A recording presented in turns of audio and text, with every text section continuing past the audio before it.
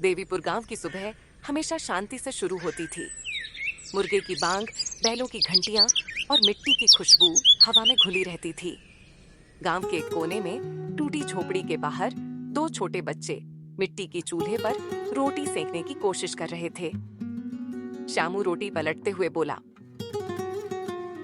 भैया ये रोटी जल गई। कोई बात नहीं, जल भी गई तो अपनी ही बनाई है ना, खा लेंगे। दोनों हंसते हैं, पर उनकी हंसी के पीछे भूख की सच्चाई छिपी थी। उनके माता पिता पिछले साल बीमारी से गुजर गए थे। अब ये दोनों भाई ही एक दूसरे की दुनिया थे। गोपाला अपने छोटे भाई की आंखों में डर देखता था, पर हमेशा मुस्कुराता रहता ताकि श्यामू का हौसला बना रहे। भैया माँ बाबा कहाँ चले गए? वो भगवान के पास गए हैं श्यामू, ऊपर से हमें देख रहे हैं। वो हमें वापस देखने आएंगे क्या? अगर हम अच्छे काम करेंगे तो जरूर। उस दिन गोपाला ने ठान लिया, चाहे कितनी भी मुश्किल क्यों ना आए, वो अपने छोटे भाई को कभी रोने नहीं देगा। गांव का जमींदार हरिराम हमेशा गरीबों का शोषण करता था। उसके खेतों में मजदूरों से दिन रात काम करवाया जाता, लेकिन बदले में मिलती बस एक मुट्ठी अनाज। एक दिन हरिराम गोपाला के दरवाजे आया।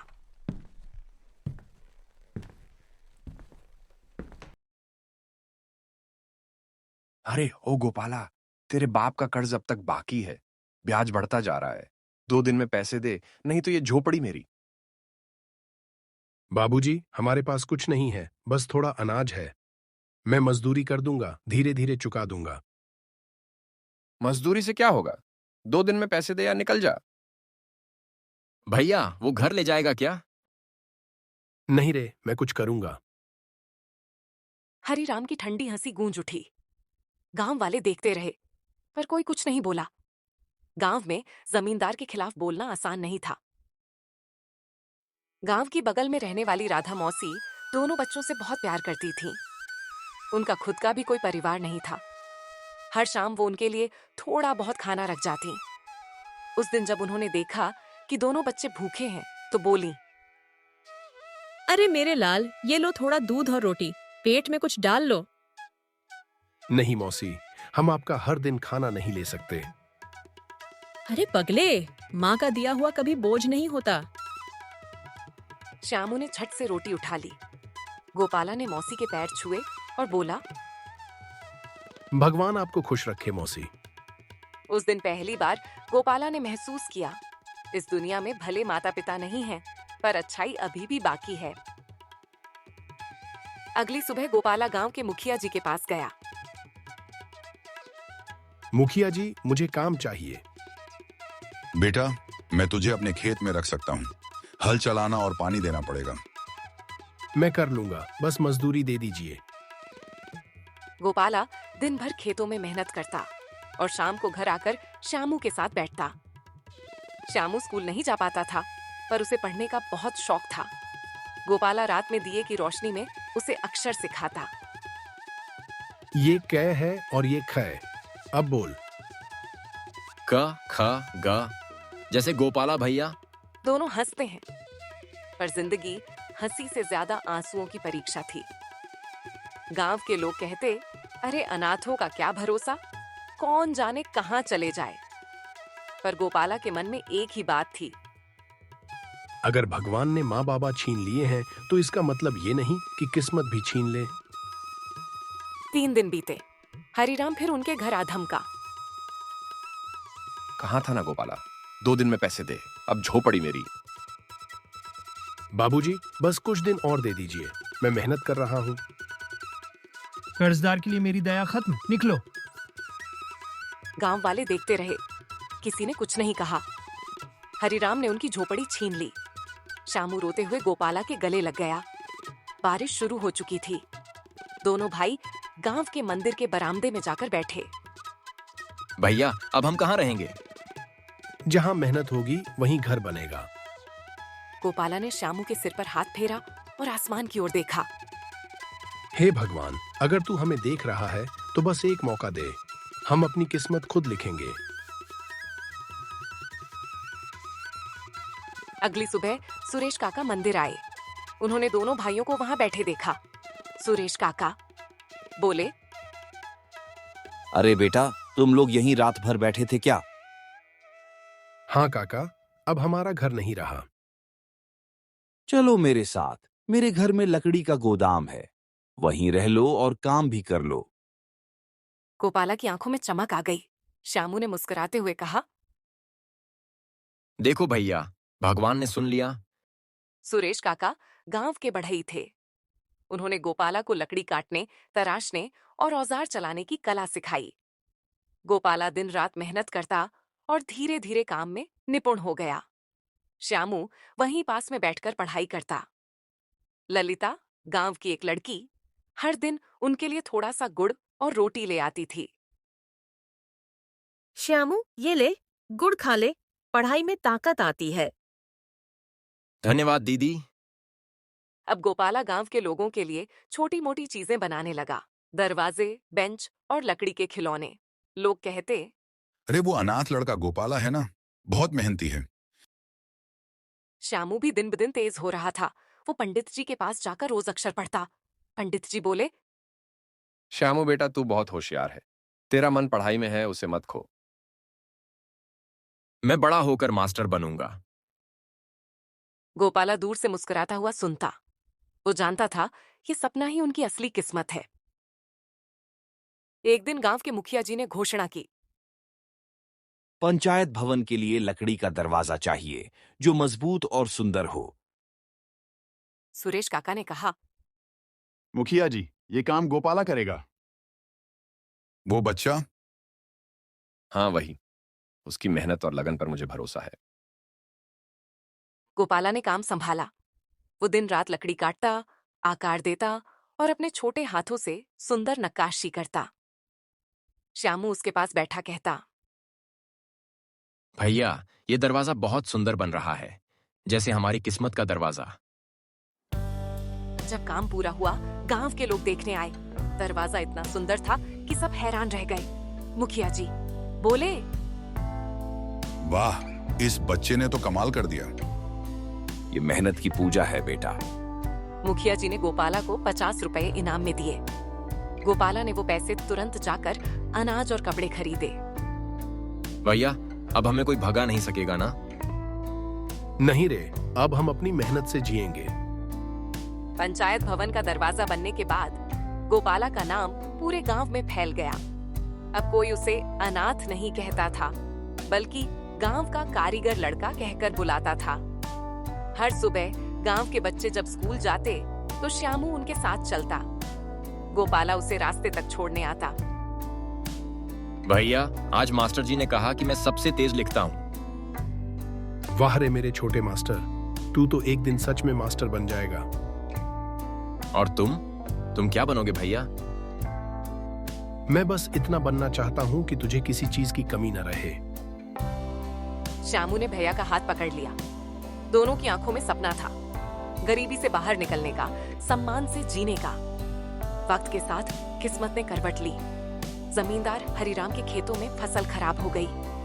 लालच में उसने और जमीन गिरवी रख दी थी, जिससे उसका नुकसान और बढ़ गया। गांव में लोग फुसफुसाने लगे, हरिराम का वक्त बदल गया है। जो दूसरों का घर छीने, उसका खुद का टिक नहीं पाता। हरिराम अब क्रोधी और अकेला हो गया था। एक दिन वो मंदिर के बाहर बैठा था जब उसने गोपाला को लकड़ी लेकर जाते देखा।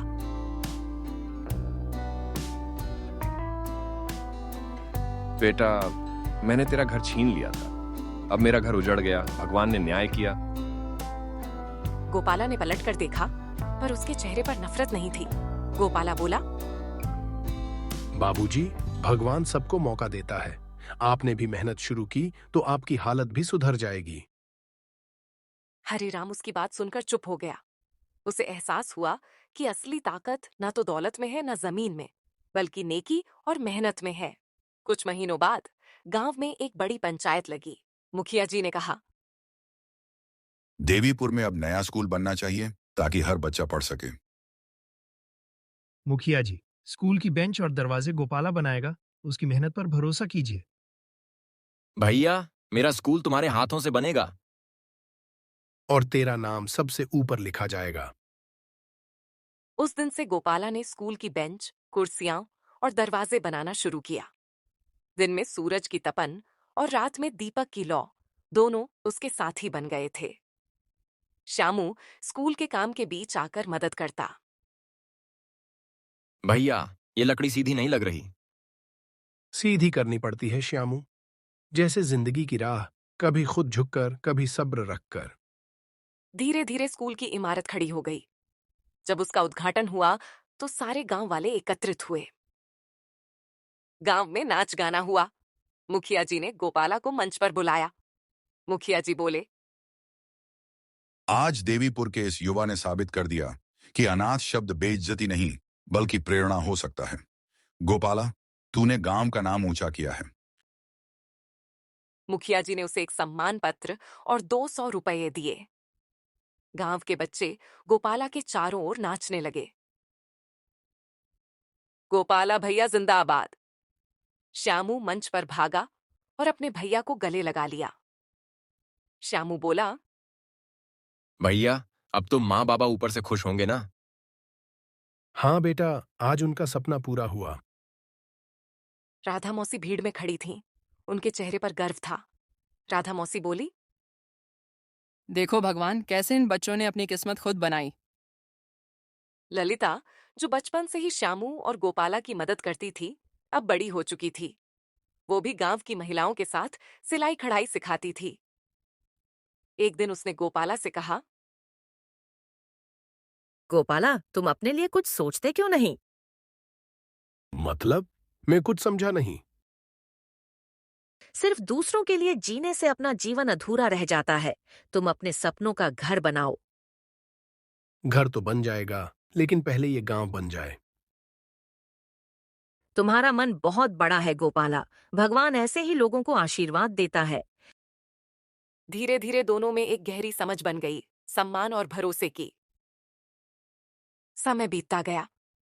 हरिराम अब बूढ़ा और बीमार हो चुका था। उसने अपना सब कुछ खो दिया था, जमीन, पैसा और लोग। एक दिन वो गोपाला की झोपड़ी पर आया। बेटा, मेरे पास अब कुछ नहीं है, बस खाना मांगने आया हूं। बाबूजी, आप हमारे अतिथि हैं, आइए अंदर बैठिए। श्यामू ने रोटी और दूध लाकर रखा। हरिराम के आंसू बह निकले। जिसका घर मैंने छीना वही मुझे खाना खिला रहा है। ये क्या न्याय है भगवान? ये भगवान का नहीं, इंसानियत का न्याय है बाबूजी। अब गांव में भाईचारे की मिसाल दी जाती थी। जहां कभी लालच, भेदभाव और गरीबी थी, वहीं अब मेहनत, शिक्षा और अपनापन था। श्यामू ने स्कूल में पहले नंबर पर परीक्षा पास की। गांव में मिठाई बांटी गई। शाबाश बेटा, तेरा नाम पूरे गांव में चमकेगा। ये सब मेरे भैया की वजह से है। गोपाला मुस्कुराया, पर अंदर से गर्व से भर उठा। उसे लगा जैसे माँ बाबा सचमुच ऊपर से देख रहे हों। एक शाम, जब आसमान में सूरज डूब रहा था, गोपाला और श्यामू खेत के पास बैठे थे। चारों तरफ सुनहरी रोशनी फैल रही थी। भैया, किस्मत क्या होती है? किस्मत वो होती है जो हमारे हाथों से बनती है, ना कि जो किसी तारे में लिखी जाती है। मतलब भगवान नहीं बनाता? भगवान सिर्फ रास्ता दिखाता है, चलना हमें पड़ता है। तो फिर हमारी किस्मत बहुत सुंदर है, क्योंकि हमने खुद बनाई है। गोपाला ने सिर हिलाया और दूर खेतों में जाते सूरज को देखा। वो सूरज जो डूबकर भी अगली सुबह लौट आता है, जैसे उम्मीद जो कभी खत्म नहीं होती। अगले दिन श्यामू अपने दोस्तों के साथ स्कूल गया। मास्टर जी ने कहा, श्यामू, तुम बहुत मेहनती हो और तुमने जो मेहनत की वो तुम्हारी मेहनत रंग लाई है। तुम हमारी स्कूल में तो पहले नंबर पर आए हो, पर इस बार जिले में पहले 5 छात्रों में आए हो। मास्टर जी, ऐ सब मेरे भैया गोपाला की मेहनत विश्वास का फल है जो मुझे इतना काबिल बनाया है। स्कूल से छूटने के बाद श्यामू गोपाला के पास गया और बोला, भैया देखो, मास्टर जी ने कहा कि मैं इस बार जिले में पहले 5 छात्रों में आया हूं। सच? मैं जानता था श्यामू, तू कर दिखाएगा। आज मैं बहुत खुश हूं। श्यामू और माँ बाबा भी ऊपर से खुश हो रहे होंगे। अगले दिन गांव वाले सभी चौपाल पर जमा हुए और मुखिया जी बोले, इस साल सबसे ज्यादा मेहनत किसने की ये सबको मालूम है। गोपाला के लिए सभी तालियां बजाएंगे। गोपाला, तूने गांव को नई उम्मीद दी है। हम सब मिलकर चाहेंगे कि तू देवीपुर पंचायत में काम करे। मुखिया जी, मैं तो एक साधारण बढ़ई हूँ। बढ़ई तू है, पर दिमाग और दिल तेरे अंदर नेता से भी बड़ा है। गांव वालों ने कहा, गोपाला, भैया पंचायत में होगा तो गांव जरूर बदल जाएगा। गोपाला कुछ नहीं बोला, लेकिन उसकी आंखों में चमक थी। उसे पहली बार लगा कि वह सिर्फ अपने घर के लिए नहीं, पूरे गांव के लिए जिम्मेदार है। उधर ललिता का सिलाई केंद्र खूब चलने लगा था। गांव की कई महिलाएं अब आत्मनिर्भर हो चुकी थीं। एक दिन ललिता ने गोपाला से कहा, मुझे लगता है गांव की बेटियों के लिए एक छोटा सा शिक्षण केंद्र खोलना चाहिए, जहां उन्हें सिलाई, कढ़ाई, पढ़ाई और आत्मरक्षा सब सिखाया जाए। मैं इसमें आपका साथ दूंगा। जो जरूरत होगी मैं बनाऊंगा। ललिता मुस्कुराई। कभी वो और गोपाला साधारण गांव के लड़के लड़की थे। अब दोनों पूरे गांव के भविष्य के लिए साथ काम कर रहे थे। उनके बीच अब एक अनकही समझ और सम्मान पनप चुका था। हरिराम अब बूढ़ा हो चुका था और पूरी तरह बदल चुका था। उसने एक दिन सोचा कि मैंने गरीब लोगों को बहुत परेशान किया, उसका प्रस्तावना है मुझे। और उसने सोचा कि मैं अपनी जमीन जायदाद गांव के भले के लिए देता हूं तो गांव वालों के कुछ काम आवूगा में। और हरिराम ने गोपाला को बुलाया और कहा, बेटा, मैं बूढ़ा हो गया हूं। ये जमीन, ये कुटिया सब किस काम की? अगर तुम चाहो तो मैं इन्हें गांव के बच्चों के लिए दान कर दूं। बाबूजी, आप बहुत महान काम कर रहे हैं। सुधरना पाप नहीं, न सुधरना पाप है। तुम दोनों भाइयों ने मुझे इंसान बना दिया। मेरी यह आखिरी भेंट स्वीकार करना। शाम का वक्त था। दोनों भाई आंगन में बैठे आसमान में ढलते सूरज को देख रहे थे। ललिता पास ही चूल्हे पर चाय बना रही थी। हवा में मिट्टी, फसल और खुशहाली की महक थी। भैया, हमने सब पा लिया। हाँ, लेकिन कभी मत भूलना, किस्मत ऊपर वाला नहीं लिखता, मेहनत लिखती है। अब हमें क्या करना है? अब हमारी किस्मत पूरी हो चुकी। अब हम दूसरों की किस्मत लिखेंगे। किस्मत मेहनत से ही बनती है। जो खुद रोशनी बने, उसका जीवन कभी अंधेरे में नहीं रहता।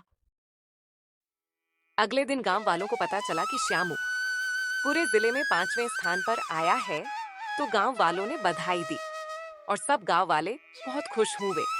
और तभी श्यामू बोला, अगर मेरी जिंदगी में कोई हीरो है तो वो मेरे भैया हैं।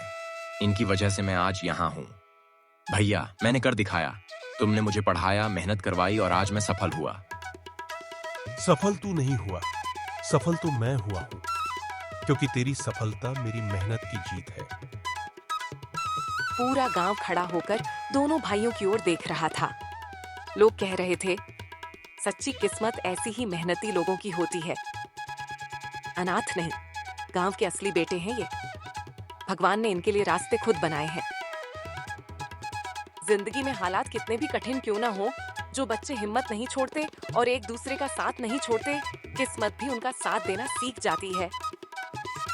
सच्ची ताकत शरीर में नहीं, दिल में होती है। पैसे से नहीं, प्यार और मेहनत से घर चलता है। दुनिया कभी कभी हमें अनदेखा जरूर करती है, लेकिन भगवान कभी किसी का हाथ खाली नहीं लौटाते। किस्मत उन्हीं के दरवाजे खटखटाती है जो रोकर नहीं, बल्कि कोशिश करके जीते हैं। अनाथ होना कमजोरी नहीं, हिम्मत और भाईचारे के साथ जीना ही सबसे बड़ी जीत है।